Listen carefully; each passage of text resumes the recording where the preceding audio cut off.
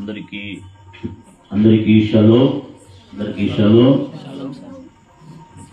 Hashem యొక్క మహాకృపను బట్టి మనము గత 3 వారాల నుంచి కూడా మనము చాలా విషయాలు మనం నేర్చుకుంటూ వస్తా ఉన్నాం. ఏమిటి అనంటే,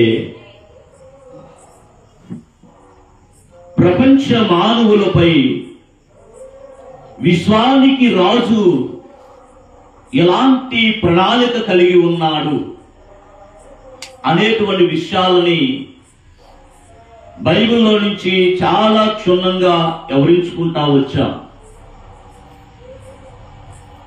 అది మీ అందరూ కూడా తర్వాత దినాలలో మీరు ఆ విషయాలు మీరు నేర్చుకున్నప్పుడు అవన్నీ కూడా మనకి అర్థమవుతాయి.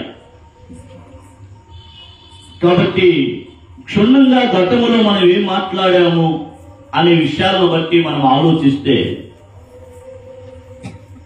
మొట్టమొదటిగా ఆదాము గారి యొక్క సంతానం. ఆదాము గారి యొక్క సంతానములో నుండి ఎవరిని దేవుడు ప్రత్యేకపరిచాడు? నోవా గారిని. నోవా గారి కాలంలో ప్రజలందరూ కూడా వారి వారి మార్గాలను చిరిపివేసుకున్నారు. కాబట్టి నీతియుక్తమైనటువంటి జీవితం జీవించేటువంటి నోవా గారిని దేవుడు సపరేట్ చేసి దేవుని యొక్క చిత్తంలో ఆ యొక్క విషయాలన్నీ కూడా తనకి చెప్పడం, ఆ తర్వాత ఓడ కట్టుకోవడం, తర్వాత తను కాపాడబడడం, తన కుటుంబము కూడా రక్షించబడటం మనం చూశాం.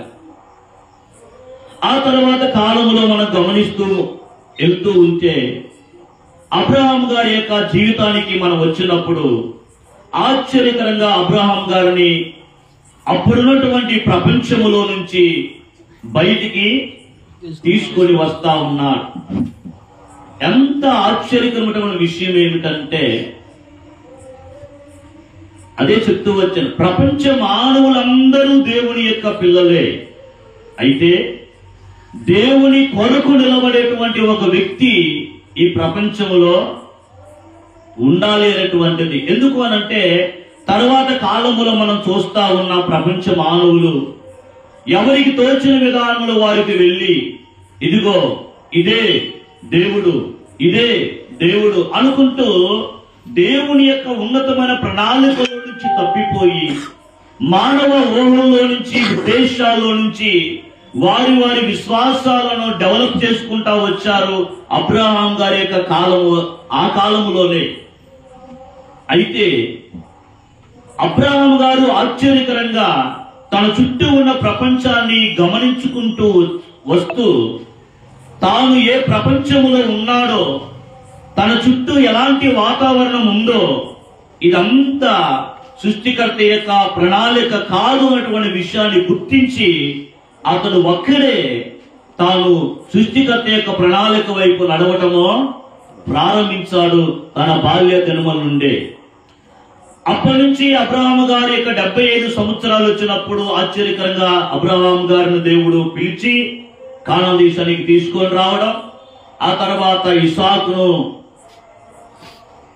అబ్రహాం గారికి ఇవ్వడం, ఆ తర్వాత ఇస్సాకు గారికి ఏశావు యాకోబులు 2 సంతానం ఇవ్వడం, ఆ తర్వాత దేవుడు అబ్రహాం గారితో చేసినటువంటి నిబంధనను బట్టి ఆ నిబంధన ఇస్సాకు గారికి తర్వాత యాకోబు గారికి వెళ్ళడము మనం చూశాం గత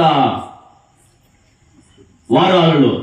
ఈరోజు మరి యాకోబు గారితో దేవుడు నిబంధన చేసిన తర్వాత ఏం జరిగింది అనేటువంటి విషయం కాడ నుంచి ఈ రోజు మనం ప్రారంభిస్తా ఉన్నాం ఈ యొక్క తోరా స్టడీ. దేవుని యొక్క నిబంధన అబ్రహాం గారు, తర్వాత ఇస్సాకు గారు, తర్వాత యాకోబు గారితో దేవుడు చేశాడు. ఆ తర్వాత ఏం జరిగింది అనేటువంటి విషయాలని మనం గమనించినట్లయితే ఒకసారి జ్ఞాపకం చేస్తాను. యాకోబు గారికి ఎంతమంది పిల్లలు? 12 మంది సంతానము, మగపిల్లలు, ఒక అమ్మాయి దీనా. ఇప్పుడు ఈ 12 మందిని కలిపి ఏమని పిలుస్తున్నారు అని అంటే ఇస్రాయేల్ అని ఇశ్రాయేల్ అని అంటే యాకోబు గారికి దేవుడు పెట్టినటువంటి పేరు. ఎందుకు అనంటే నీవు మనుషులతోనూ దేవునితోనూ పోరాడి గెలిచావు కాబట్టి గెలిచిన వాడికి వచ్చేటువంటి ఆ యొక్క పేరు ఏమిటంటే ఇశ్రాయేల్. కాబట్టి మనుషులతో ఏ విధంగా పోరాటం అంటే అదంతా వేరే సబ్జెక్టు, మనం ఇప్పుడు దాన్ని టచ్ చేయట్లేదు. కాబట్టి ఇతడు యాకోబుని దేవుడు ఇశ్రాయేలుగా మార్చిన తర్వాత దేవుడు యాకోబు గారికి 12 మంది సంతానాన్ని మగపిల్లలు ఇచ్చిన తర్వాత వాళ్ళందరూ కూడా ఇశ్రాయేలు పిల్లలుగా పిలువబడుతూ ఉన్నారు. ఆ తరువాత కాలంలో యోసేపు గారికి 17 సంవత్సరాలు వచ్చినప్పుడు వాళ్ళ అన్నలు యోసేపు గారిని ఐగుప్తు దేశానికి అమ్మివేయడం జరుగుతూ ఉంది. యోసేపు గారు అక్కడికి వెళ్ళారు. కాలం గడిచిన తరువాత యోసేపు గారు ఐగుప్తు దేశానికి రాజు అవ్వడం, తర్వాత ఈ అన్నలు ఆహారం కోసం అక్కడికి వెళ్ళడం, యోసేపు ఇంకా బ్రతికే ఉన్నాడు అన్నటువంటి వార్త తిరిగి తండ్రికి తన యొక్క పిల్లలు మోసుకొని రావడం,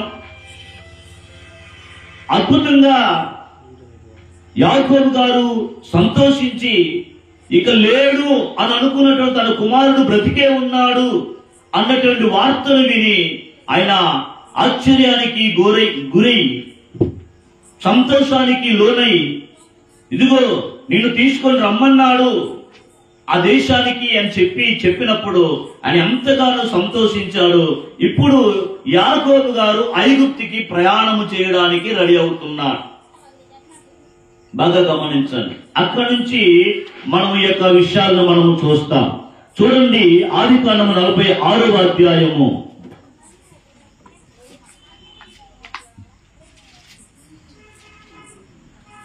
ఆదికాండము 46వ అధ్యాయము మనం గమనించినట్లయితే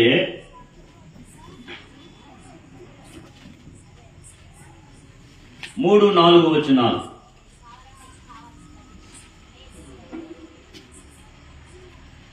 ఆయన నేనే దేవుడును. చూడండి, ఒక నిమిషం అండి, 2వ వచనానికి వెళ్దాం. అప్పుడు రాత్రి దర్శనములయందు దేవుడు యాకోబు అని ఇశ్రాయేలును పిలిచెను. గమనించండి, ఏమని పిలుస్తున్నాడు? యాకోబు అని ఇశ్రాయేలును పిలిచెను. అందుకతడు చిత్తము ప్రభువా అనెను. ఎవరు? యాకోబు గారు దేవుణ్ణి ఈ చిత్తం ప్రభువా అని అంటున్నాడు. ఆయన అనగా దేవుడు నేనే దేవుడను అని పరిచయం చేస్తున్నాడు. ఎవరికి? దర్శనం వచ్చింది. యాకోబు అని పిలుస్తున్నాడు. ఇతను చిత్తము ప్రభువా అని అంటున్నాడు. వెంటనే దేవుడు అంటున్నాడు, నేనే దేవుడను, నీ తండ్రి దేవుడను, ఐగుప్తునికి వెళ్ళుటకు భయపడకుము, అక్కడ నిన్ను గొప్ప జనముగా చేసేదను, నేను ఐగుప్తులకు నీతో కూడా వచ్చేదను, అంతేకాదు నేను నిశ్చయముగా నిన్ను తిరిగి తీసుకొని వస్తాను అని అంటున్నాడు. తర్వాత చూడండి, యోసేపు నీ కన్నుల మీద తన చెయ్యి ఉంచునని చెలవీయగా. బాగా గమనించండి, యాకోబు గారు ఐగుప్తుకి వెళ్ళడానికి ప్రయాణమవుతూ ఆలోచనలో ఉన్నాడు. సహజంగా పెద్దలు ఏం చెప్తారు అనంటే, ఇశ్రాయేలు యొక్క భూభాగము చాలా హై స్థాయిలో ఉంటది, అంటే ఎత్తు ప్రాంతంలో ఉంటది. ఇప్పటికి కూడా ఆ యొక్క భూభాగము ఆధ్యాత్మికతకు అది చాలా హై స్థాయిలో, హై లెవెల్లో ఉంటది. దానికి అందుకనే హోలీ ల్యాండ్ అనేటువంటి పేరు పెడతారు. ఆ ప్రాంతంలో ఉన్నటువంటి యాకోబు ఇప్పుడు ఎక్కడికి వెళ్ళాలి? ఐగుప్తుకు వెళ్ళాలి, అంటే దిగి వెళ్ళాలి. ఆధ్యాత్మికంగా హై లెవెల్లో ఉన్నటువంటి భూభాగాన్ని విడిచిపెట్టి అతడు కిందకి దిగి అజ్ఞానములో ఉన్నటువంటి ప్రజల మధ్యకి, దేవుడంటే ఏమిటో అవగాహన లేని ప్రజల మధ్యకి, లోకములో ఉన్న వాటిని ప్రేమిస్తూ సృష్టికర్త యొక్క ప్రణాళికల నుంచి వేరైపోయి వారి వారి విశ్వాస ధర్మాలలో బ్రతుకుతున్నటువంటి వారి మధ్యలో నివసించడానికి సృష్టికర్తను ఆరాధిస్తున్నటువంటి యాకోబు ఇప్పుడు దిగి వెళ్ళాలి. అందుకనే అతనికి భయం. పరిశుద్ధమైన భూభాగములో నుండి అపవిత్రమైన భూభాగములోనికి వెళ్ళడానికి యాకోబు గారు సంచయిస్తూ ఉన్నప్పుడు దేవుడు అతనికి దర్శనమందు అతనితో మాట్లాడుతున్నాడు. చూడండి, నేనే దేవుడను. ఆ దర్శనంలో కనబడుతున్నటువంటి విధానాన్ని నేనే దేవుడను, నీ తండ్రి దేవుడను. ఐగుప్తునికి వెళ్ళడానికి భయపడకు, అక్కడ నిన్ను గొప్ప జనముగా చేస్తాను నేను అని అంటున్నాడు దేవుడు. అంటూ నేను ఐగుప్తులతో నీతో కూడా వస్తాను. ఎవరండి?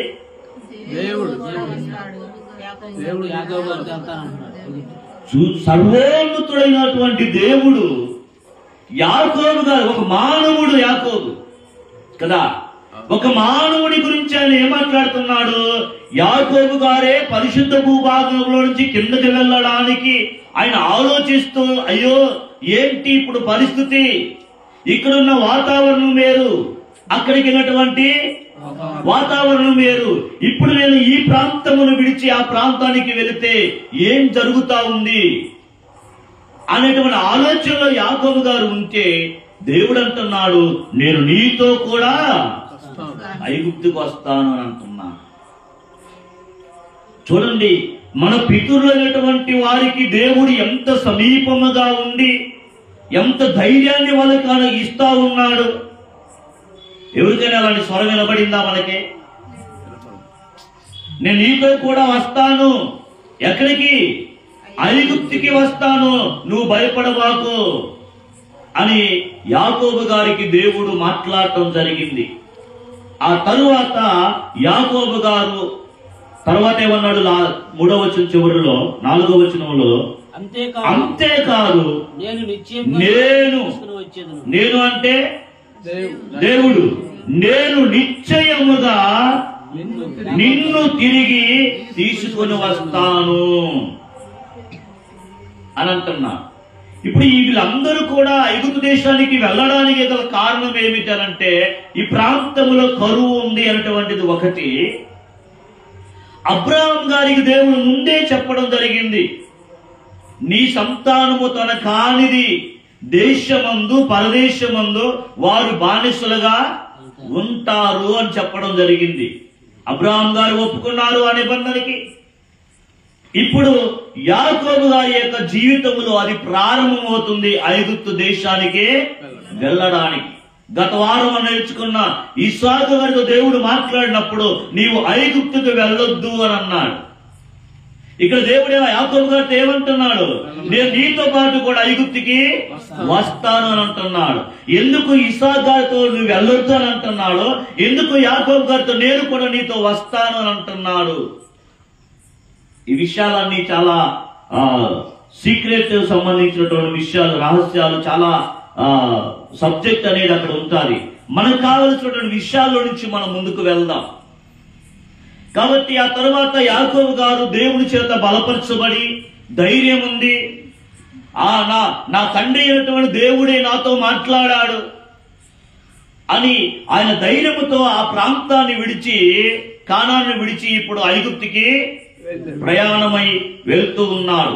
మనందరం దాన్ని చూస్తే ఐగుప్తు దేశానికి ఎంతమంది వెళ్ళారు? 27వ వచనం, ఆదికాండం 46:27వ వచనాన్ని మనం చదివినట్లయితే, ఐగుప్తులో అతనికి పుట్టిన యోసేపు కుమారులు ఇద్దరు ఐగుప్తులకు వచ్చిన యాకోబు కుటుంబపు వారందరూ 70 మంది. ఎవరిలో? యాకోబు కుటుంబీకులే. బాగా గమనించండి, చాలా మంది ప్రజలు యొక్క భౌతిక ప్రపంచంలో ఎలా ఉంటారు అంటే, అబ్రహాం గారితో పాటు చాలా మంది వచ్చారు. పని వాళ్ళు వచ్చారు, రాలేదా? వచ్చారు. తరువాత ఇస్సాకు గారు ఉన్నప్పుడు చాలా మంది పని వాళ్ళు ఉన్నారు. యాకోబు గారు లాబాను దగ్గర నుంచి వచ్చినప్పుడు కూడా చాలా మంది పని వాళ్ళు, పనికత్తెలు ఉన్నారు, దాసులు, దాసురాండ్రు ఉన్నారు. ఇప్పుడు దేవుని యొక్క నిబంధన ప్రకారంగా ఐగుప్తులోనికి వెళ్ళడానికి యాకోబు గారు నిర్ణయం తీసుకున్నప్పుడు యాకోబు గారి యొక్క ఒక కుటుంబమే 70 మంది మాత్రమే ఇప్పుడు ఐగుప్తుకి వెళ్తా ఉన్నారు. మిగతా వాళ్ళందరూ ఏమైపోయారు? చాలా మంది ఇలాగే ఉంటారు. పెద్దలు చెప్తారు, ఈ ప్రపంచం యొక్క ప్రజలు నీతో ఎంతవరకు వస్తారు అని అంటే, నీ చుట్టూ ఉన్నటువంటి వారు, ఇప్పుడు నీతో ఉన్నటువంటి వారు, నీకు సమృద్ధిలో నీతో ఉన్నటువంటి వారు, నీకు దీవెనకరంగా ఉన్నప్పుడు నీతో ఉన్నటువంటి వారు, వారందరూ నీ వారు కాదు. ఎందుకు? నీ కష్టములో నీ పక్షాన నిలబడిన వారు నీవాడు.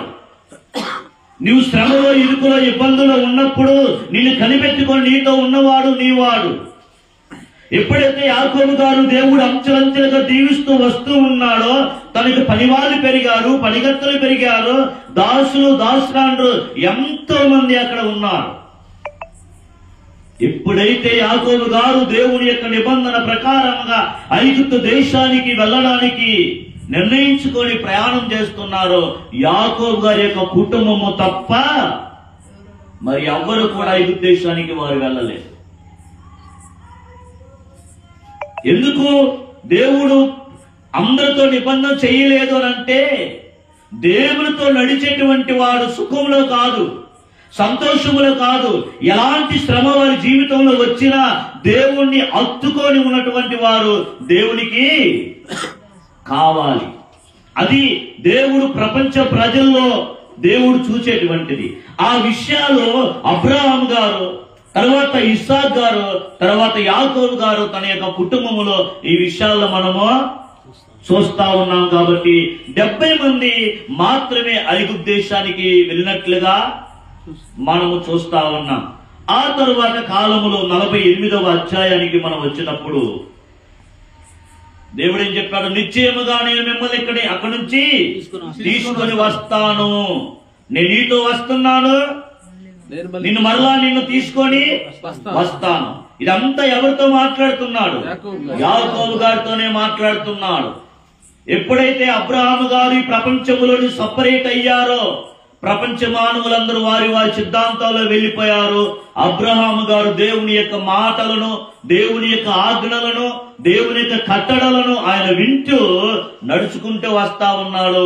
ఇప్పుడు దేవుని యొక్క నడిపింపు అనేది ఆ కుటుంబముతో వస్తా ఉంది. బాగా గమనించండి. అందరూ అనుకుంటారు దేవుడు మాకు కూడా దేవుడు అని అంటారు. అందుకనే ఎవనికి యాకోబు దేవుడు సహాయుడగును, ఎవడు తన దేవుడైనా అశ్షూరు మీద ఆశ పెట్టుకుంటాడో వాడు ధన్యుడు అని వాక్యము చెప్తా ఉంది. కాబట్టి మన ఆశ, మన కోరిక, మన ఉద్దేశము అంతా కూడా యాకోబు ఆరాధించిన దేవుని పైన ఉండాలి. చూడండి, యాకోబు గారు ఐగుప్తు దేశానికి వెళ్ళాడు. ఇప్పుడు యాకోబు గారికి వృద్ధాప్యం యొక్క స్థితి వచ్చింది. ఈ ప్రపంచాన్ని విడిచిపెట్టేటువంటి సమయం వచ్చింది. అప్పుడు తన పిల్లలను పిలిచి మాట్లాడుతూ ఉన్నాడు. చూడండి 48వ అధ్యాయము 21వ వచనం. మరియు ఇశ్రాయేలు అంటే యాకోబు గారు మాట్లాడుతూ ఉన్నాడు. ఇదిగో నేను చనిపోవచ్చున్నాను, అయినను దేవుడు మీకు తోడయ్యుండి మీ పితరుల దేశములకు మిమ్మల్ని మరలా తీసుకొని పోవును. ఏమన్నాడు? ఇప్పుడు వారు ఉన్నటువంటి దేశము వారిది కాదు. వారు పరవాసులుగా వెళ్ళారు. కొంతకాలం ఉండడానికి మేము ఇక్కడికి వచ్చామని చెప్తారు ఫారో దగ్గరికి వెళ్ళినప్పుడు. ఇప్పుడు యాకోబు గారు మరణిస్తున్నాడు కాబట్టి తన పిల్లల యొక్క భవిష్యత్తు ఏమిటి అనేటువంటి ఒక ప్రశ్న తన పిల్లల్లో ఒకవేళ ఉంటుందేమోనని తండ్రి తన పిల్లలకి ఉపదేశిస్తున్నటువంటి ఆ ఉపదేశము ఇది. నేను చనిపోబోతున్నాను అని చెప్తూ దేవుని పరిచయం చేస్తున్నాడు ఇక్కడ. ఎవరిని? దేవుని. చూడండి ఏమన్నాడు చూడండి. అయినను దేవుడు మీకు తోడయ్యుండి నేను చనిపోవచ్చున్నాను, అయినను దేవుడు అయినను చూడండి, అయినను దేవుడు మీకు తోడయ్యుండి మీ పితరుల దేశమునకు మిమ్మల్ని మరలా తీసుకుని మీ పితరుల దేశమునకు మిమ్మల్ని మరలా తీసుకొని పోతాడు అనేటువంటి ఆ ధైర్యాన్ని దేవుడు యాకోబు గారు, దేవుడు తనకిచ్చిన ధైర్యాన్ని తిరిగి తన బిడ్డలకే తెలియజేస్తా ఉన్నాడు. మనం బాగా గమనించాలి ఇక్కడ ఈ విషయాలు కదా. అయ్యో మా నాన్నగారు లేరే, మా పరిస్థితి ఏమిటి? వాళ్ళ హోప్, వాళ్ళ విశ్వాసం, వాళ్ళ నిరీక్షణ ఏమిటంటే వాళ్ళ దేవుడే వాళ్ళ నిరీక్షణ. అర్థమవుతుందా? మా నాన్న లేరు, మా ఇష్టానుసారంగా తిరుగుదాం అనుకోవడానికి లేదు. నేను చనిపోబోతున్నాను, నిశ్చయముగా దేవుడు మీకు తోడై ఉంటాడు, మిమ్మల్ని దేశములో నుంచి తీసుకొని వెళ్తాడు అనేటువంటి విషయాన్ని ఇక్కడ మనం చూస్తా ఉన్నాం. అదే విషయాన్ని యాకోబు గారు ఈ ప్రపంచాన్ని విడిచిపెట్టే ముందు 49వ అధ్యాయంలో తన పిల్లలందరినీ కూడా యాకోబు గారు దీవించడం చూస్తాం. 49వ అధ్యాయంలో ఏముంటది? యాకోబు గారు తన పిల్లలను దీవిస్తా ఉన్నాడు. ఆ తర్వాత మనం చూస్తే యాకోబు గారు చనిపోయి తన యొక్క పితరుల సమాధికి తీసుకొని వెళ్లి పాతి పెట్టడం జరుగుతా ఉంది. ఇప్పుడు యాకోబు గారి యొక్క తరం, యాకోబు గారు చనిపోయారు. ఇప్పుడు లాస్ట్ లో యోసేపు గారు ఉన్నాడు. అక్కడ ఎక్కడ? ఐగుప్తు దేశాన్ని పరిపాలిస్తున్నటువంటి ఆ స్థాయిలో యోసేపు గారు ఉండి, ఇప్పుడు యోసేపు గారి యొక్క జీవితం కూడా ముగింపు దశకు వచ్చింది. అప్పుడు యోసేపు గారు ఏమంటున్నాడో చూద్దాం. చూడండి 50వ అధ్యాయము 21వ వచనం. కాబట్టి భయపడుకుడి, నేను మిమ్మలను మీ పిల్లలను పోషించదనని చెప్పి వారిని ఆదరించి వారితో ప్రీతిగా మాట్లాడెను. ఆ తరువాత మనం చూస్తే 24 యోసేపు తన సహోదరులను చూచి, నేను చనిపోవచ్చున్నాను. చూడండి, ఎవరికైనా మరణం గురించి తెలుసా? ఏమండి? పితరులైనటువంటి వారు ఎంత చక్కగా చెప్తున్నారు. నేను చనిపోబోతున్నాను, దేవుడు మిమ్మల్ని చూడటానికి వస్తాడు, మిమ్మల్ని తీసుకొని వెళ్తాడు. యోసేపు గారు కూడా అదే మాట్లాడుతున్నాడు. నేను చనిపోబోతున్నాను, దేవుడు నిశ్చయముగా మిమ్మల్ని చూడవచ్చి ఈ దేశములో నుండి తాను ఏదైతే అబ్రహాము గారికి, ఇస్సాకు గారికి, యాకోబు గారికి ప్రమాణము చేసి ఇచ్చిన దేశమునకు మిమ్మల్ని తీసుకొని వెళ్తాడు అని యోసేపు గారు తన సహోదరులకు చెప్తూ ఉన్నాడు. చూడండి, మనకి రాయబడినటువంటి బైబిల్లో ఇశ్రాయేలు ప్రజలు 430 సంవత్సరాలు ఐగుప్తు దేశములో ఉన్నట్లుగా మనం చూస్తాం, బానిసలుగా. యోసేపు గారు చనిపోతూ చెప్పినటువంటి మాట, నిశ్చయముగా దేవుడు మిమ్మల్ని చూడవస్తాడు అని చెప్పినటువంటి మాటను బట్టి వారు అన్ని సంవత్సరాలు కూడా దేవుడు వస్తాడు, మమ్మల్ని ఈ దేశమును తీసుకుని వెళ్ళిపోతారు అనేటువంటి ఒక నిరీక్షణ వాళ్ళు కలిగి ఉన్నారు. తరము వెంబడి తరము ఎంత మంది వారు అయ్యారు అంటే అక్కడ దాదాపుగా లక్షల మంది ప్రజలుగా అక్కడ ఉన్నారు. ఇశ్రాయేల్ 70 మందిగా వెళ్ళి లక్షలాది ప్రజలుగా అక్కడ వారు వృద్ధి చెందారు. అయినా వారి పితరులు వారికి నేర్పించినటువంటి మాటను బట్టి దేవుడు ఉన్నాడు, ఆయన వస్తాడు, మమ్మల్ని ఈ దేశములో నుంచి తీసుకొని వెళ్తా. ఎవరండి ఆ నిరీక్షణ ఈ రోజుల్లో కలిగి ఉంటారు? అబ్రహాం గారి ఇసాగా వాళ్ళకి దేవుడు ఏం చెప్పాడో మాకు అనవసరం. మేమెందుకు ఇక్కడ బానిసలుగా ఉండాలి, మేమెందుకు ఇక్కడ శ్రమ పడాలి, మా స్వేచ్ఛల నుంచి మేము వెళ్ళిపోతామన్నటువంటి ఆలోచన వారు చేసుకోవచ్చు గాక. వారందరూ కూడా వాళ్ళ యొక్క పిల్లలకు నేర్పించింది ఏమిటంటే, మన పితృడైన అబ్రహాం గారు ఎక్కడి నుంచి వచ్చాడు ఏంటి, ఇదంతా కూడా వాళ్ళ పిల్లలకి నేర్పిస్తా ఉంటారు. దాన్ని బట్టి దేవుడు ఉన్నాడు, ఆయన వస్తాడు, మమ్మల్ని ఈ దేశంలో నుంచి తీసుకొని వెళ్ళిపోతాడు అని వాళ్ళ పితరులు చెప్పిన విషయాల మీద వాళ్ళు ఆధారపడి నిరీక్షణతో వాళ్ళు ఉన్నారు అని అంటే ఒకసారి ఆలోచన చేయండి. ఈ రోజు మన నిరీక్షణ ఎంతవరకు ఉంది? ఈ రోజు మన నిరీక్షణ ఎంతవరకు ఉంది? దేవుడు అనారోగ్యంతో ఉండి దేవుని దగ్గరికి వెళ్దాం అనుకో, దేవుని దగ్గరికి వెళ్ళి అక్కడ వీళ్ళు అనుకున్నట్లుగా త్వరగా వాళ్ళకి ఆరోగ్యము రాకపోతే, స్వస్థత కలగపోతే ఈ సంఘాన్ని మారుద్దాం ఇంకోసాటికి, ఆ సంఘాన్ని మారుద్దాం ఇంకోసాటికి, ఈ దేవుని మారుద్దాం ఇంకో దేవుని దగ్గరకని తిరుగుతూ ఉన్నటువంటి నేటి ప్రపంచంలో బానిసలుగా వారు ఉంటూ శ్రమ పడుతూ ఇబ్బంది పడుతూ దేవుడు వారికి చెప్పిన మాటను బట్టి ఆనాడు వారు ఉన్నారు అంటే అన్ని సంవత్సరాలు కూడా వారు కదా దేవుని యొక్క సంతానము, దేవుని యొక్క పిల్లలు. 25వ వచనం చూడండి. మరియు యేసేపు దేవుడు నిశ్చయముగా మిమ్మల్ని చూడవస్తాడు అని చెప్తున్నాడు. ఏంటి వాళ్ళ యొక్క అంటే వారు దేవునితో వారు ఎంతగా నడవకపోతే, దేవుని మీద వారికి ఎంత ధైర్యము నమ్మకం లేకపోతే, దేవుని గురించిన ఎంత అవగాహన వారికి లేకపోతే వారు అలాంటి విశ్వాసాన్ని వాళ్ళు ప్రకటిస్తారు. అది వారి యొక్క స్ట్రెంత్. ఈరోజు దేవుడు మనతో ఉన్నాడా అని ప్రశ్నిస్తే ఏమో అన్నటువంటి జవాబులోనికి ప్రపంచం వెళ్ళిపోతా ఉంది. వారు అలా కాదు, దేవుడు మనతో ఉన్నాడు, దేవుడు నిశ్చయముగా మిమ్మల్ని చూడవస్తాడు, వేచి ఉండండి అని చెప్పిన ఆ మాటను బట్టి వారు ఉన్నారు. ఆ తర్వాత అప్పుడు మీరు నిర్గమాకాండంలోనికి మనం వెళ్ళినప్పుడు మనం చూస్తాం, ఇశ్రాయేలు ప్రజలని ఐగుప్తు దేశాన్ని పరిపాలిస్తున్న ఫారో ఎంత ఇబ్బందులు పెట్టాడు, ఎంత శ్రమ పెట్టాడు, ఎంత భయంకరంగా వాళ్ళని హింసించారు. ఈ విషయాలన్నీ కూడా మనం చూస్తాము.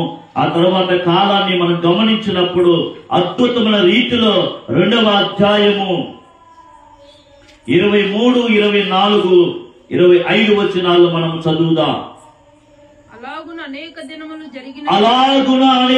దినములు జరిగిన మీదట ఐగుప్తు రాజు చనిపోయెను.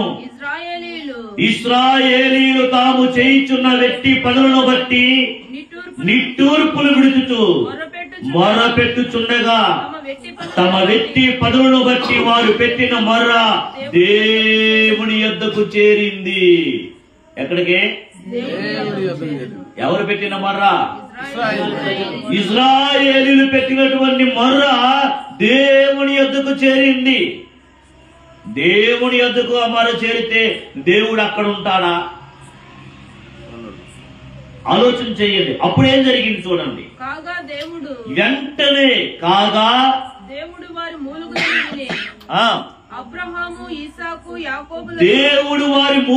విని అబ్రహాము ఇస్సాకు యాకోబులతో తాను చేసిన నిబంధనను జ్ఞాపకము చేసుకున్నాడు.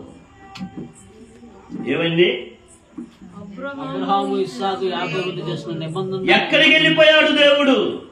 ఎప్పుడైతే ఐగుప్తు దేశములో ఇశ్రాయేలు ప్రజలు పడుతున్న ఆ బాధ, ఆ శ్రమ, ఆ కష్టాన్ని బట్టి వాళ్ళు మొరపెట్టారో, ఆ మొర దేవుని ఎద్దుకు చేరిందో, దేవుడు చూడు ఎక్కడికి వెళ్ళాడు? 430 సంవత్సరాలు వెనక్కి వెళ్ళాడు. విమోచించబడే సమయానికి వాళ్ళు ఐగుప్తు దేశములో రాయబడినటువంటి తోరా ప్రకారంగా 430 సంవత్సరాలు ఉన్నారు కదా. దాదాపుగా వారు ఇప్పుడు మొరపెడుతున్న మొర్ర మనం దీని ప్రకారంగా మనం ఆలోచన చేస్తే 400 సంవత్సరాలు దాదాపుగా దేవుడు వెనక్కి వెళ్ళాడు. మీరు చేసిన ప్రార్థనని దేవుని ఆలోచింపజేసిన విధానం ఏమిటంటే, అరే వీరు ఎవరు, వీరి ప్రార్థనలు ఏమిటి, వీరి యొక్క పితరులు ఎవరు అని ఆలోచన చేసి ఆయన అబ్రాహాము గారికి, ఇస్సాకు గారికి, యాకోబు గారికి ఏమని వాగ్దానం చేశాడో, ఏమని నిబంధన చేశాడో ఆ నిబంధనను దేవుడు జ్ఞాపకం చేసుకున్నాడు. ఆలోచన చేయండి.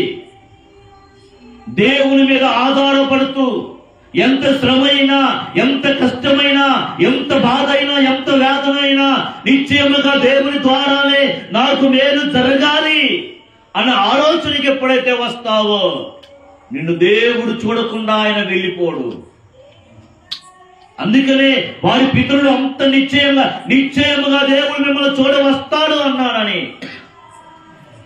వారు ఐగుప్తులో ఉండి ఆహా దేవుడు మమ్మల్ని చూడవస్తాడు అనుకోలేదు, కానీ వారి పితరులు నేర్పించినటువంటి విధానమును బట్టి వారు దేవునికి మొరపెట్టారే తప్ప ఆ శ్రమలు, ఆ కష్టములు, ఆ బాధలు, ఆ ఇరుకులు ఐగుప్తు దేశములో ఉన్న ఏ ఇతర దేవుళ్ళ దగ్గరికి వారు వెళ్ళలేదు. ఇది ఒక విశ్వాసిగా నీవు గుర్తించాల్సినటువంటి విషయం. సృష్టికర్త ఎవరో వారికి తెలియచేయబడింది కాబట్టి ఆయన కొరకే వారు వేచి ఉన్నారు.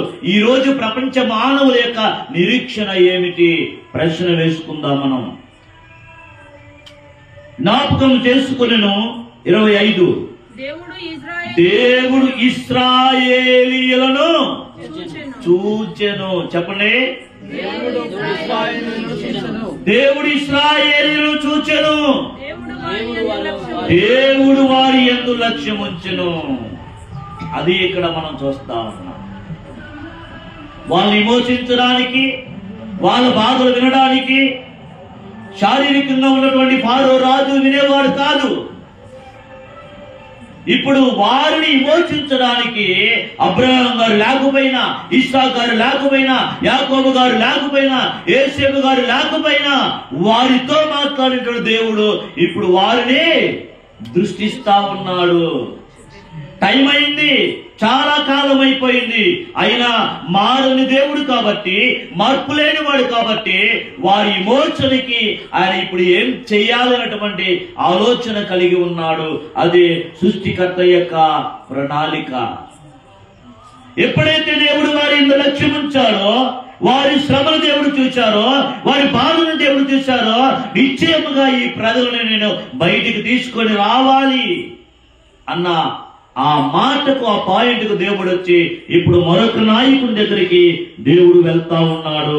మనందరికీ తెలుసు, ఇశ్రాయేలుని విమోచించడానికి ఒక అద్భుతమైనటువంటి నాయకుడిని దేవుడు ఏర్పాటు చేసుకున్నాడు. ఎవరు ఆయన? మోషే గారు. పెద్దలు చెప్తారు, మోషే గారి ఇంట్రడక్షన్ ఎలా ఉంటదనంటే, ఒకసారి 2వ అధ్యాయానికి చూడండి. 2వ అధ్యాయం నిర్గమకాండం 1వ వచనం. లేవి వంశస్థుడు ఒకడు వెళ్ళి లేవి కుమార్తెను వివాహం చేసుకునేను. ఏంటి వాళ్ళ పేర్లు ఏమి లేవా? అడుగుతున్నా. లేవి వంశస్థుడు ఒకడు వెళ్ళి లేవి కుమార్తెను పెళ్లి చేసుకున్నాడని చెప్పిన మాటకి ఆ లేవీయుడు ఎవరు, ఆ లేవి వంశస్థురాలు ఎవరు అనేది లేదా? మనకుంది కదా ఇంట్రడక్షన్, లేదా? వాళ్ళకు ఉండదా? వాళ్ళకే ఉంది కదా. అబ్రహాం గారి గురించి మాట్లాడిన, ఇస్సాకు గారి గురించి మాట్లాడినప్పుడు, యాకోబు గారికి వాళ్ళకి ఇంట్రడక్షన్ ఉంది కదా. ఏం జరిగింది?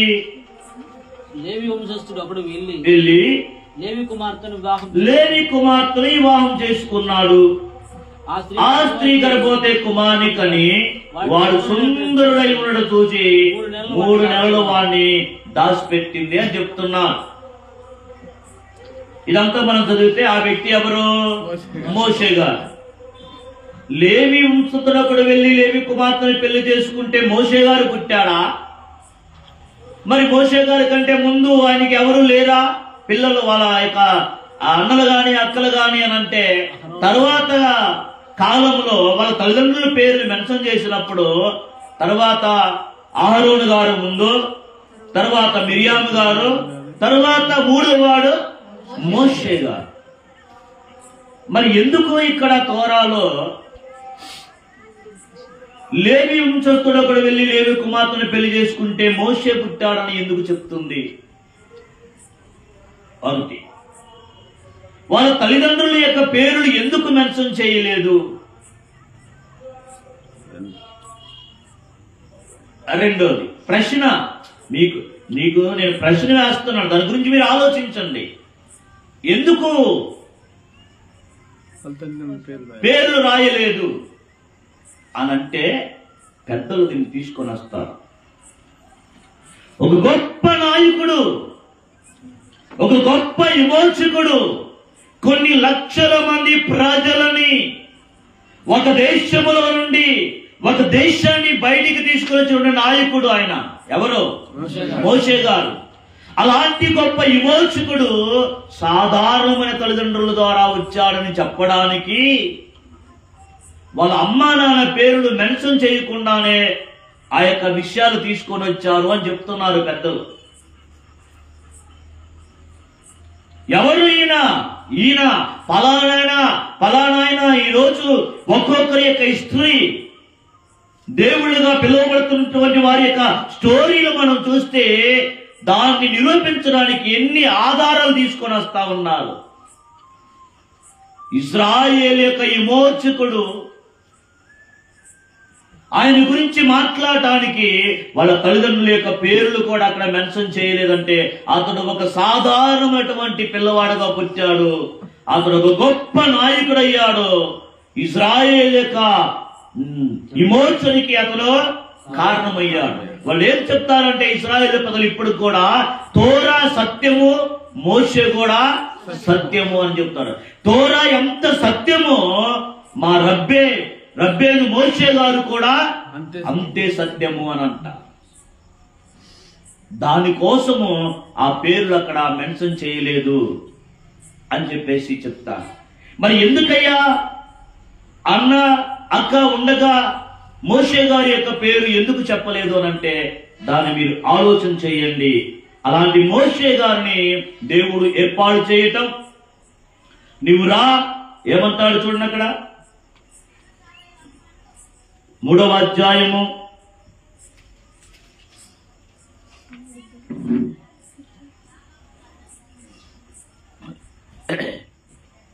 7వ వచనం.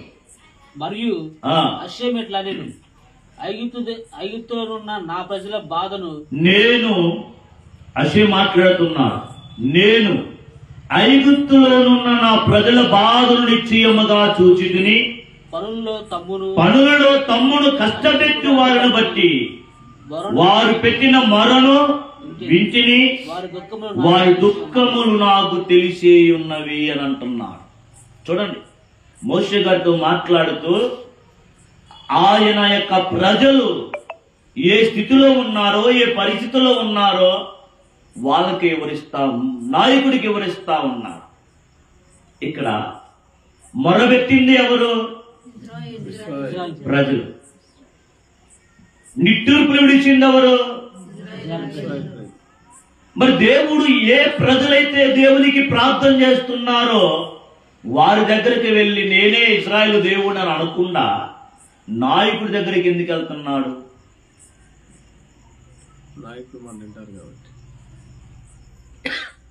ఆలోచించే చూశాను. అప్పుడు తర్వాత ఏమంటున్నాడు? కాబట్టి ఐగుప్తీయుల చేతిలో నుండి వారిని విడిపించుటకును ఆ దేశములో నుండి విశాలమైన మంచి దేశమునకు అనగా కనానీయులకు, హిత్తీయులకు, అమోరీయులకు, పెరిజీయులకు, హివ్వీయులకు, యెబూసీయులకు నివాస స్థానమై పాలు తేనె దేశమునకు వారిని నడిపించుటకు నేను దిగి వచ్చి ఉన్నాను అని అంటున్నాడు దేవుడు. ఏం చేశాడు దేవుడు? ఆయనే ఎంటర్ అవుతున్నాడు ఇశ్రాయేలు ప్రజలను విమోచించడానికి. తరువాత మోషే గారు అంటాడు, అయ్యా నన్ను వెళ్ళమంటున్నావు. చాలా వాళ్ళిద్దరి మధ్యలో కన్వర్జేషన్ చాలా జరుగుతుంది. నన్ను వెళ్ళమంటున్నావు, బాగునే ఉంది.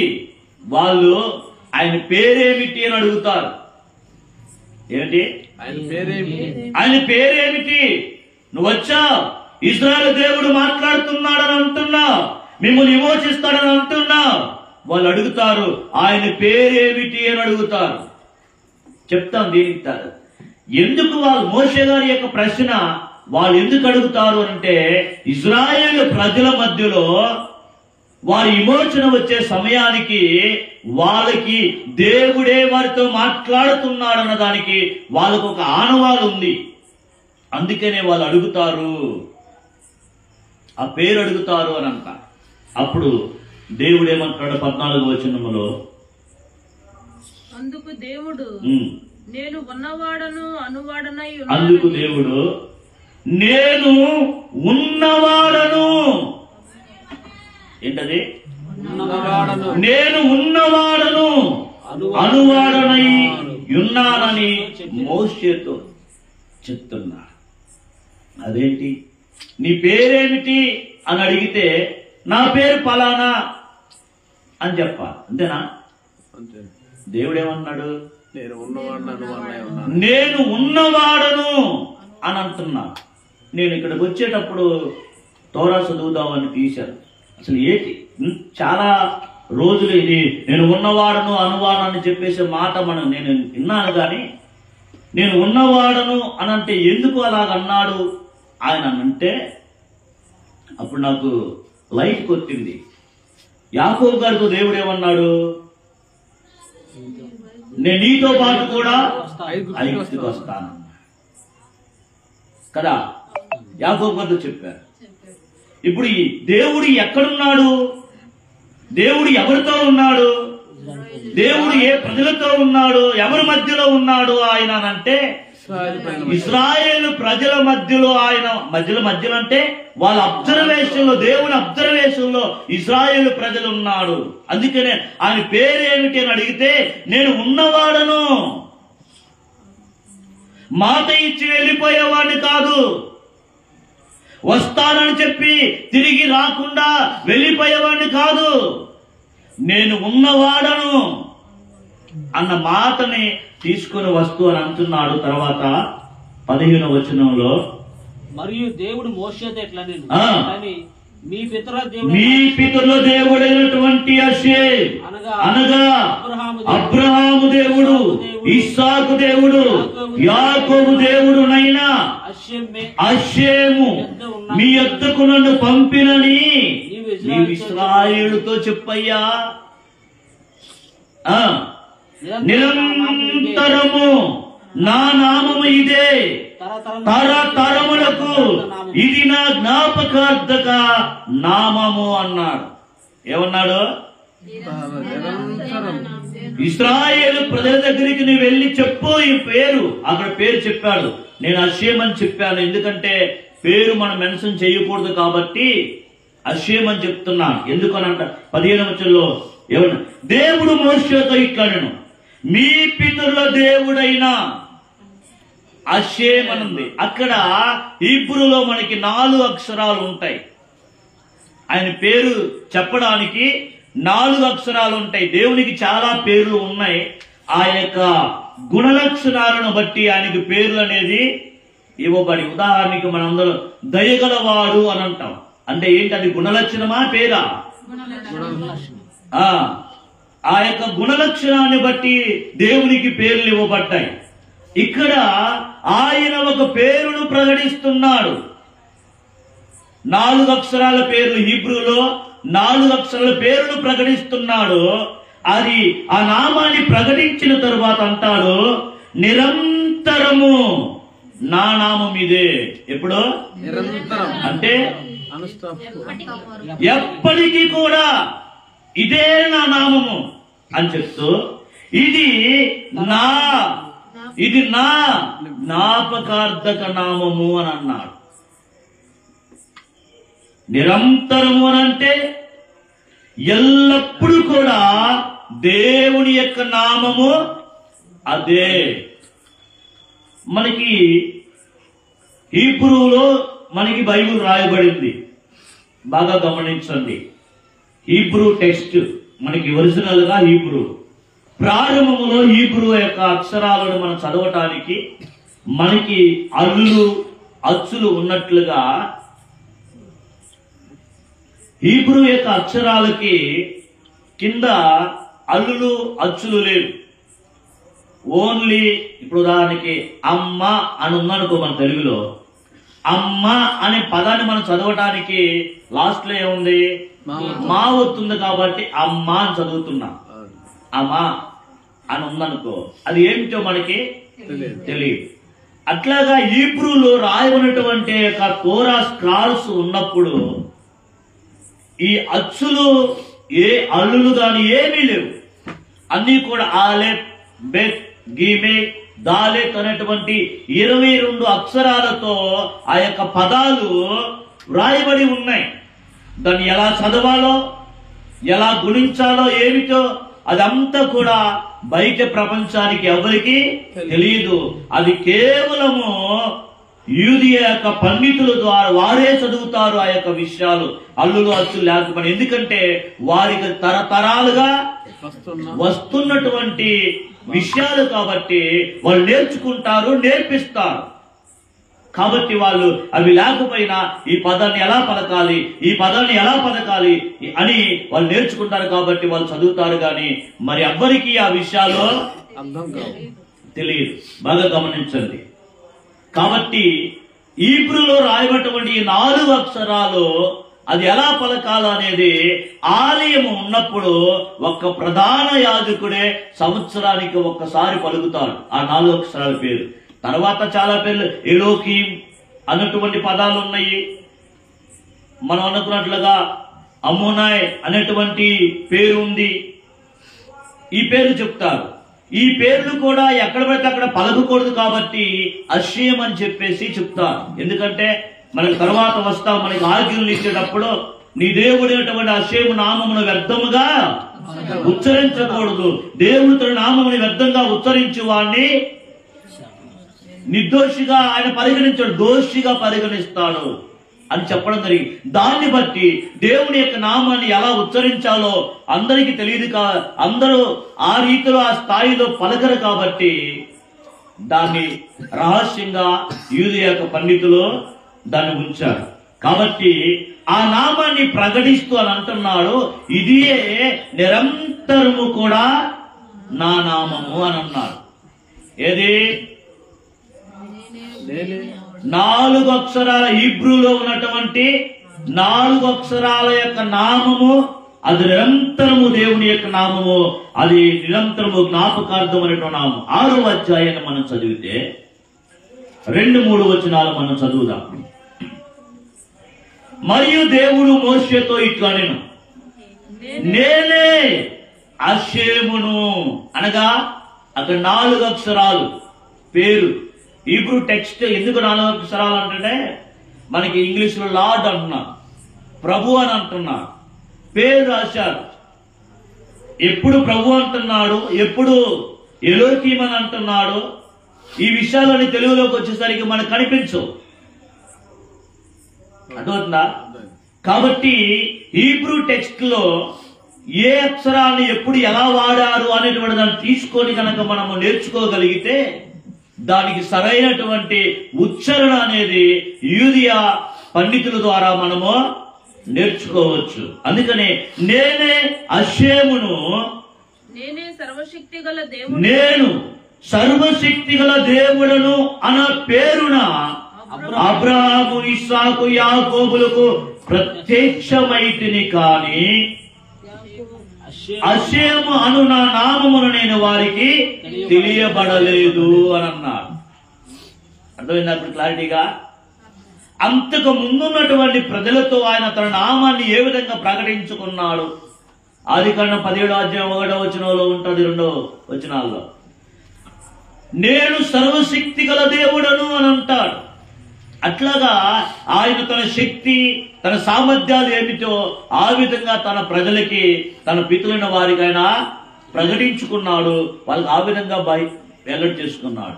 ఇప్పుడు ఇక్కడ దేవుని యొక్క ప్రజలు విమోచించబడే సమయానికి వచ్చేసరికి మోషే గారు అడిగిన ప్రశ్నకి దేవుడు ఆయనకి ఇస్తున్నటువంటి ఆన్సర్ ఏమిటంటే తన నామమును 4 అక్షరాల యొక్క నామమును ఆయన రివీల్ చేస్తా ఉన్నాడు. ఆ నామము యొక్క అర్థము ఏమిటంటే దయ కలిగినటువంటి వాడు. ఏంటి? దయ, కనికరము, జాలి, కరుణ, ఇలాంటి పదాలు ఏదైతే ఉన్నాయో ఆ విషయాలన్నీ కూడా ఈ నామములో ఇమిడి ఉన్నాయి. ఎందుకు? ఇశ్రాయేలు ప్రజలు విమోచించబడాలి అంటే దేవాది దేవుని యొక్క కనికరము, దయ వారికి అక్కడ అవసరమైంది. ఆ దయా కనికరము ద్వారా ఇప్పుడు వాళ్ళు విమోచించబడడానికి దేవుడు తన నామమును ప్రకటిస్తూ ఉన్నాడు. అందుకనే చాలా సందర్భాలలో అబ్రాము నీ పేరు ఇప్పటి వరకు అబ్రాము, ఇక మీదట నీ పేరు అబ్రహాము అని అన్నాడు. ఇస్సాకు గారికి చెప్పలేదు, ఎందుకంటే ఆయన జన్మించక ముందే తన పేరు డిక్లేర్ చేశారు.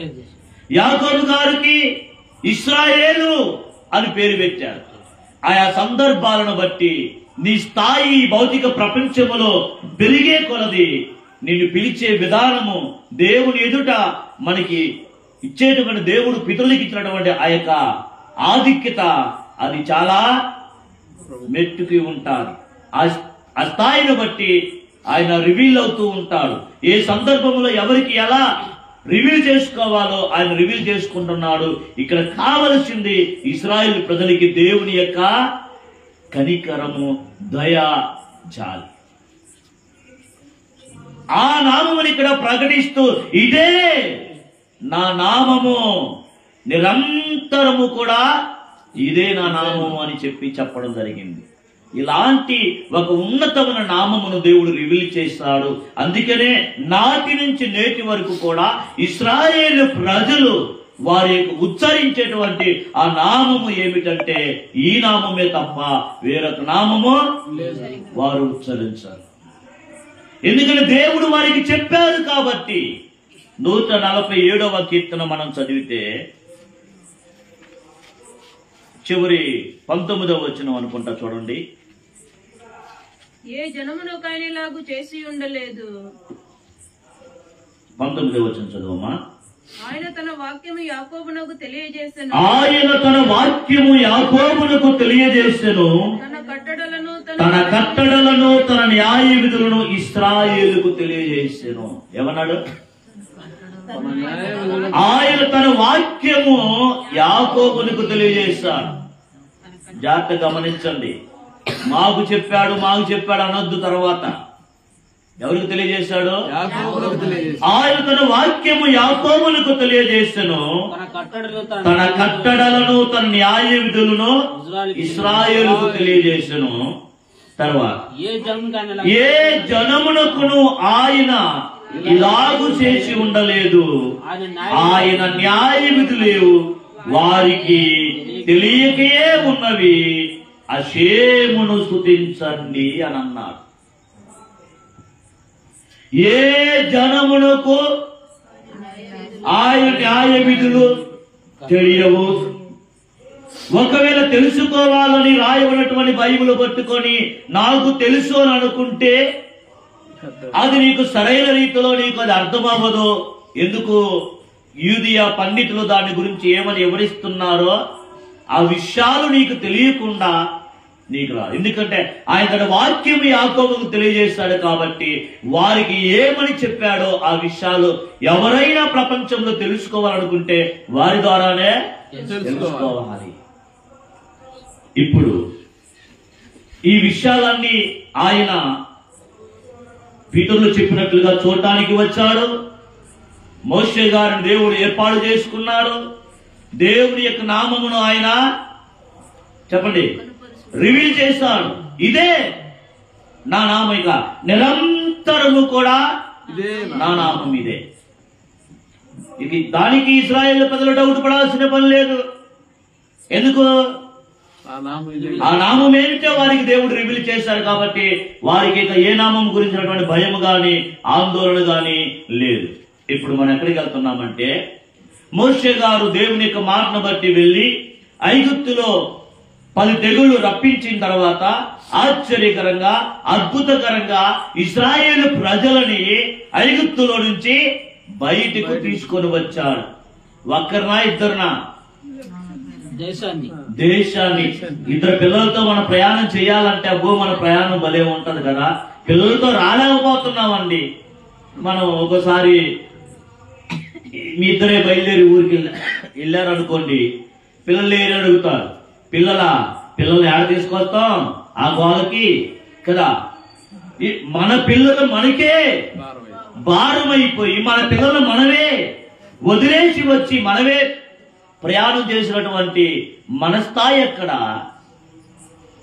కొన్ని లక్షల మంది ప్రజల దగ్గరికి వెళ్ళి ఒక నాయకుడు నిలబడి దేవుని మాటగా వాళ్ళకి చెప్పి వాళ్ళని విమోచించడానికి వాళ్ళు నడిపిస్తున్నటువంటి ఆ నాయకుడి యొక్క కెపాసిటీ ఎంత? ఇక అందుకనే ఆయన లాంటి ప్రవక్త ఇక ఎవ్వరు కూడా లేరు. ఆయన స్థాయిలో ఎవ్వరు కూడా లేరు. మోషే గారి యొక్క స్థాయి ఏమిటంటే దేవుని సన్నిధికి వెళ్ళి సజీవంగా తిరిగి వచ్చినటువంటి గొప్ప నాయకుడు ఆయన. ఆయన మాత్రమైన శక్తి సామర్థ్యాలు ప్రపంచ మానవులకు అర్థమవ్వట్లేదు. అది ఇశ్రాయేలు ప్రజలకి అది అర్థమైంది కాబట్టి వారేమని మాట్లాడుతున్నారు అని అంటే తోరా సత్యము, మోషే సత్యము. ఈ రెండు విషయాలే వారి యొక్క అవగాహనలో ఉన్నటువంటి విషయాలు. కాబట్టి మనము ఇక ముందుకు వెళ్ళినట్లయితే ఇశ్రాయేలు ప్రజలను విమోచించి తీసుకొని వచ్చిన తరువాత 19వ అధ్యాయానికి మనం వద్దాం. ఇక్కడ దేవుని యొక్క ప్రజలందరూ కూడా సీనాయి పర్వతం చుట్టూ దిగారు. ప్రజలందరూ దేవుని పర్వతం చుట్టూ దిగారు. అక్కడ దేవుడు వారితో మాట్లాడుతున్నాడు. ఏమని? 4వ వచనం నుంచి 19వ అధ్యాయము 4వ వచనం. నేను ఐగుప్తులకు ఏమి చేసితునో చూడండి బాగా. నేను ఐగుప్తులకు ఏమి చేసితునో మిమ్మును గద్ద రెక్కల మీద మోసి నా యొద్దకు మిమ్మును ఎట్లు చేర్చుకుంటేనో మీరందరూ చూచారు. ఎక్కడి నుంచి మొదలు పెడుతున్నాడు?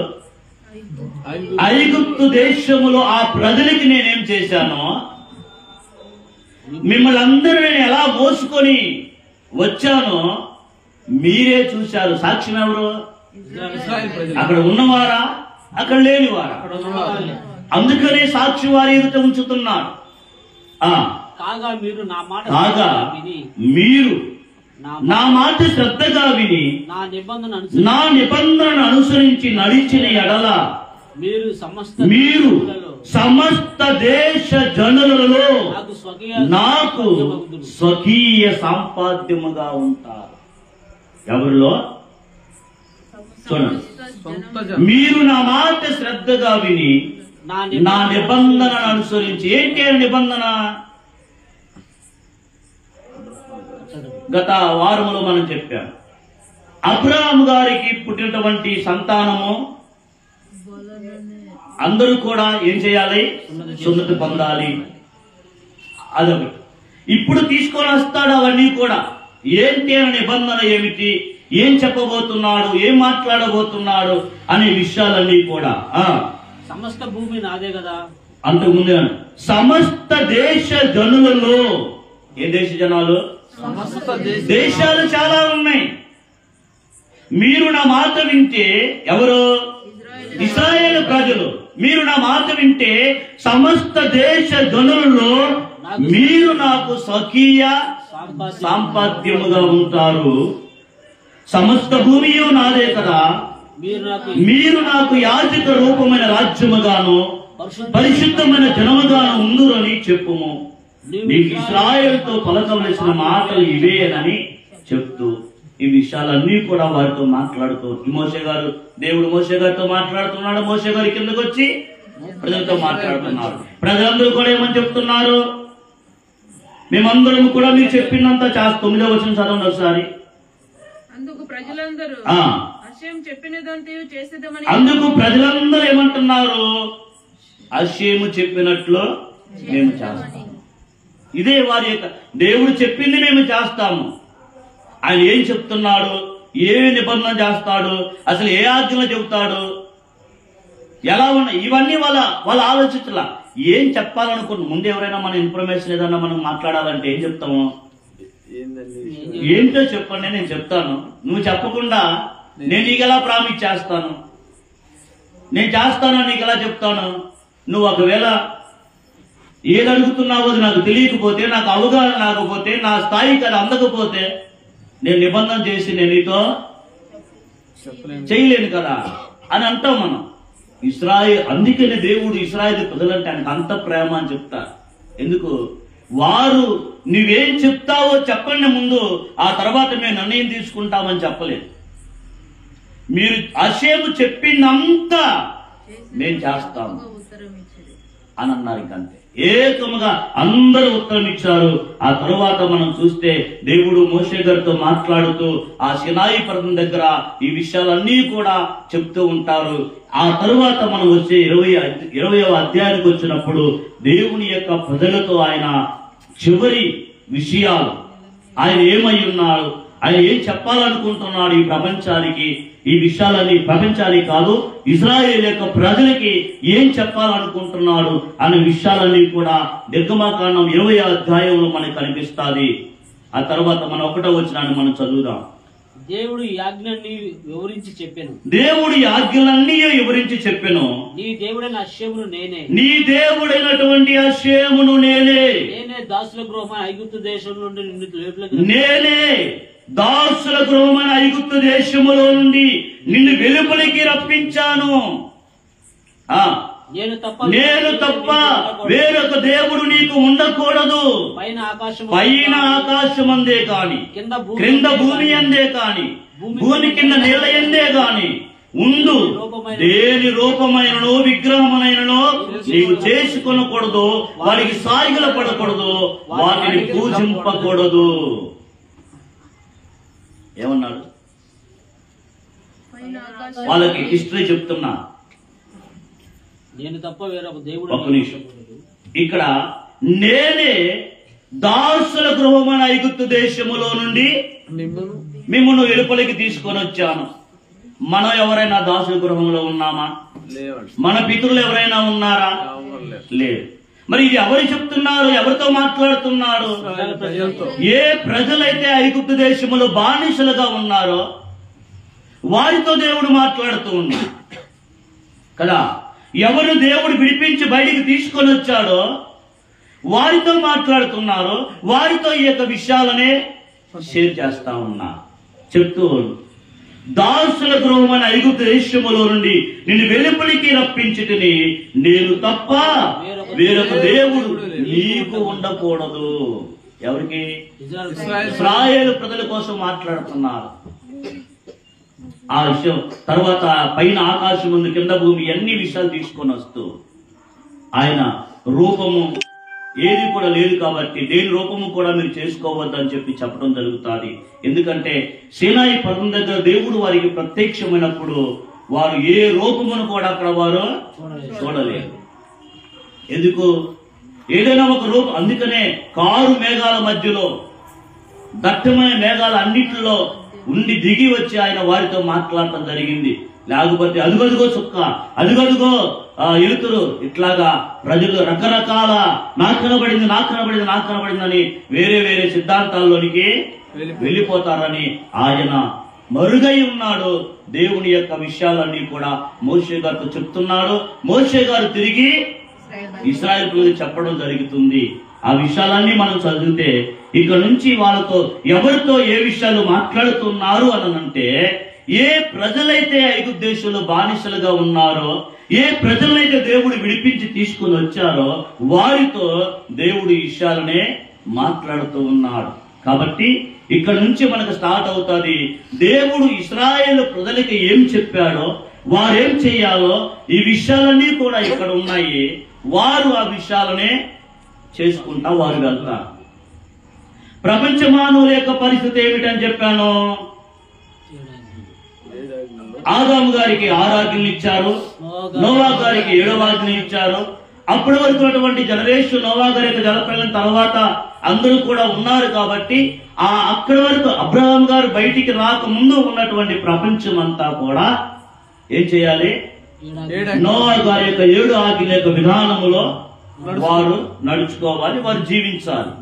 అది ప్రపంచ మానవుల యొక్క కర్తవ్యము, బాధ్యత. ఇశ్రాయేలు ప్రజలు ఏం చేయాలో వారికి దేవుడు చెప్పడం జరిగింది. అది వారు చేయాలి, అది వారి బాధ్యత. ఇశ్రాయేలు లేదండి నాకు కూడా చెప్పారు దేవుడు అనుకుంటే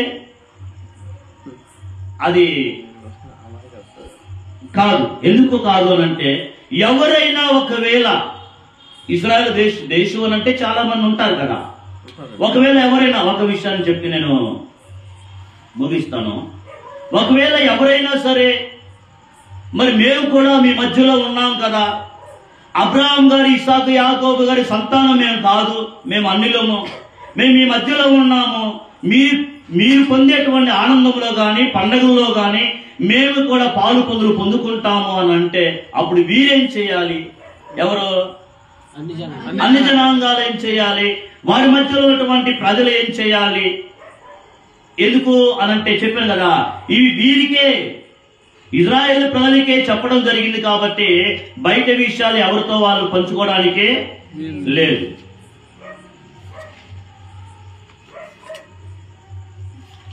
దానికి ఒక వాక్యాన్ని మనం చూద్దాం, ఒకసారి చూడండి.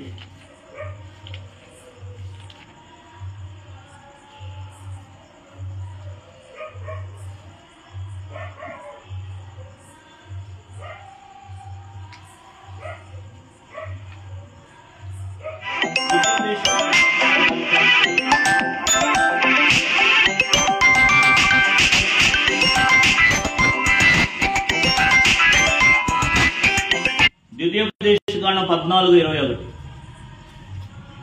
చచ్చిన దానికి మీరు తినకూడదు. కంటిన్యూ అవుతుందా? చచ్చిన దానిని మీరు తినకూడదు. నీ ఇంటనున్న పరదేశికి దాన్ని ఇయ్యవచ్చును, వాడు దాన్ని తినవచ్చును, లేక అన్యునికి దాన్ని అమ్మవచ్చును. చూడండి, ఇక్కడ చచ్చిన దానిని మీరు తినకూడదు. మీరంటే ఎవరు? ఇశ్రాయేలు ప్రజలు. నీ ఇంటిలో ఉన్న పరదేశికి దాన్ని ఇవ్వచ్చు. పరదేశి ఉన్నాడు వాళ్ళ మధ్యలో, వాడికి ఇవ్వచ్చు, వాడు దాన్ని తినవచ్చు, లేక అన్యుడికి దాన్ని అమ్మవచ్చు. ఇశ్రాయేలు ప్రజలు ఉన్నారు, వాళ్ళకి దగ్గరగా ఉన్న పరదేశి ఉన్నాడు, అన్యుడు ఉన్నాడు. అక్కడ లిస్టు భేదం ఉందా లేదా? ఉంది. సంఖ్యాకాండం 15వ అధ్యాయము, సంఖ్యాకాండం 14:15. మీ యొద్ద నివసించు పరదేశి గాని మీ తరములలో మీ మధ్య ఉన్నవాడు ఎవడో గాని అశ్యముకి ఇంపాల 15 వచ్చింది. సంగమునకు అనగా మీకును సంగమునకు అనగా మీకును మీలో నివసించు పరదేశికిని ఒక్కటే కట్టడా. ఏంటిది? అది మీ తరతరములకు ఉండు ముఖ్యమైన కట్టడా. అషేము సన్నిధిని మీరున్నట్లే పరదేశీ ఉండవలెను. మీకును మీ యొద్ద నివసించు పరదేశికిని ఒకటే ఏర్పాటు, ఒకటే న్యాయ విధి ఉండాలి అని అన్నాడు. ఇది ఎందుకు వచ్చిందంటే ఈ మాట, వాళ్ళ మధ్యలో ఉన్నటువంటి ప్రజలు, అయ్యా మేము కూడా పస్కా పండుగ చేస్తాము, సుకోతు పండుగలో పాలు పొందుకుంటాము అని అంటే దానికి ఏం చెప్తున్నాడు ఇక్కడ?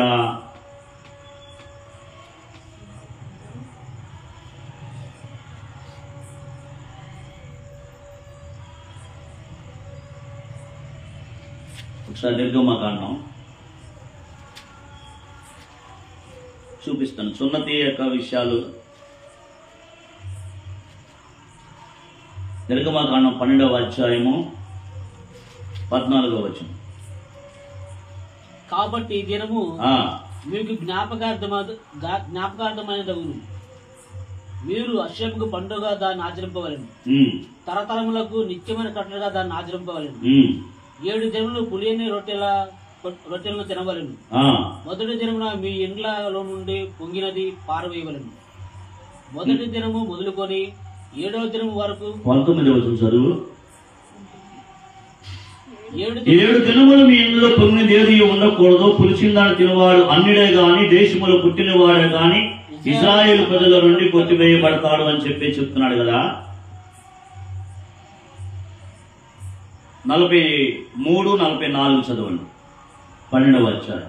మరియు హషేం ఆ, మోషే అహరోనుతో ఇట్లనెను, ఇది పస్కా పండుగ ఇది పస్కా పండగను కూర్చున్న కట్టడ. అన్యుడు ఎవడను దాన్ని తినకూడదు. ఎవరో అన్యుడు ఎవడు దాన్ని తినకూడదు. వెండితో కొనబడిన దాసుడు ఒకవేళ సున్నతి పొందిన వాడైతే దాన్ని తినవచ్చును. 48. నీ యొద్ద నివసించు పరదేశి హషేం పస్కాను ఆచరింప గోరునేల అతనికి కలిగిన ప్రతి మగవాడు సున్నతి పొందవలెను. తరువాత అతడు సమాజంలో చేరి దానిని ఆచరింపవలను. అట్టివాడు మీ దేశంలో పుట్టిన వాడితో సముడగును. సున్నతి పొందిన వాడు దాన్ని తినకూడదు అని చెప్పేసి ఇది అంటే ఇశ్రాయేలు ప్రజల మధ్యలో ఉండి వారి యొక్క విషయాలన్నీ కూడా అవగాహన చేసుకొని, అయ్యా మేము మీతో కూడా ఉంటాము, మీతో కలిసి మేము పండగ చేస్తాము అని అంటే దానికి వాళ్ళు చెప్పాల్సిన మాట ఏమిటంటే వాళ్ళు సున్నతి అనేటువంటి విషయాన్ని వాళ్ళు పొందాలి. సున్నతి పొందిన వాడికే ఇక్కడ పస్కాలో పాలు పొందులు పొందడానికి అవకాశం ఉంది. లేకపోతే వాళ్ళ మధ్యలో ఉన్న వాటితో సమానుడు కాదు. అదే ఇప్పుడు చాలా విషయాలు ఏంటంటే నేను చాలా మంది ప్రజలు మేము యూదత్వంలోనికి మారుతాము, యూదియా విషయాల్లోనికి మేము వెళ్తాము అన్నటువంటి విషయాలకు వచ్చినప్పుడు వారు తీసుకొని వచ్చేటువంటి విషయాలు ఏమిటంటే, వద్దు మీరు మీ విధానంలో నడవండి, దేవుడు మాకు చెప్పాడు కాబట్టి మేము ఆ విధానం నడుస్తాం అని. లేదు మేము మీతోనే వస్తాము, మీతో ఉంటామని అంటే అప్పుడు వారికి దేవుడు ఏమేమి చేయమని చెప్పాడో ఆ విషయాలన్నీ కూడా ఇతడు ఒక 4-5 సంవత్సరాలు కూర్చొని నేర్చుకోవాలి. ఎన్ని సంవత్సరాలు? 4-5 సంవత్సరాలు. అది కట్టడలు చాలా విషయాలు ఉంటాయి. అలక ప్రకారంగా ఏం చేయాలో ఏం చేయకూడదో విషయాలన్నీ కూడా అవన్నీ కూడా ఖచ్చితంగా వాళ్ళు నేర్చుకున్న తర్వాత రబ్బీల ఆధ్వర్యంలో ఇతడు ఓకే అన్ని విషయాలు పర్ఫెక్ట్ గా నేర్చుకున్నాడు, విషయాలన్నీ కూడా చేస్తున్నాడు అని అంటే అప్పుడు అతనికి ఎలా ఉంటుంది, రబ్బీల ద్వారా అతని కన్వర్షన్ అనేది జరుగుతూ ఉంటుంది. కాబట్టి ఇశ్రాయేలు యొక్క ప్రజల యొక్క విమోచన ఐగుప్తులోంచి ప్రారంభమైంది కాబట్టి, విడుదల పొందారు కాబట్టి సీనాయి పర్వతం దగ్గర ఏ ప్రజలైతే అక్కడ ఉన్నారో వారితో దేవుడు ఈ విషయాలన్నీ కూడా చెప్పడం జరిగింది. ప్రపంచ మానవుల యొక్క విషయాలు వేరు, ఇశ్రాయేలు ప్రజల యొక్క విధి విధానాలు వేరు. ఎవరైనా సరే ఇశ్రాయేలు దేవుని యొక్క విషయాలు నేర్చుకొని ఆ యొక్క మార్గంలో నడవాలి అని అంటే అప్పుడు యూదియా పెద్దలను సంప్రదించి వారి ద్వారా తెలుసుకొని ఆ మార్గంలో వారు నడవాలే కానీ లేకపోతే దేవుడు వారితో చెప్పినటువంటి విషయాలు వారు చేసుకుంటా వెళ్తారు. ఇశ్రాయేలు ప్రజలు నాటి నుంచి నేటి వరకు కూడా ప్రపంచ మానవాలు నోవాహు యొక్క విధానంలో వారు నడుస్తారు. అది ఇప్పుడు మనం చాలా మంది అనుకున్నటువంటి ప్రశ్న ఏంటంటే మీరేమిటి, మీరెవరు అని అంటే మనం యూదులం కాదు. ఆదాము గారు నుండి నోవా గారు వరకు జనరేషన్ వచ్చింది కదా.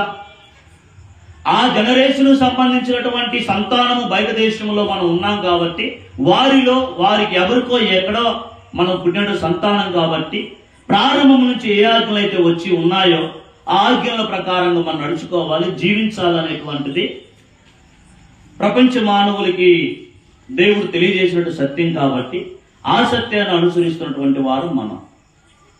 అదవుతుందా?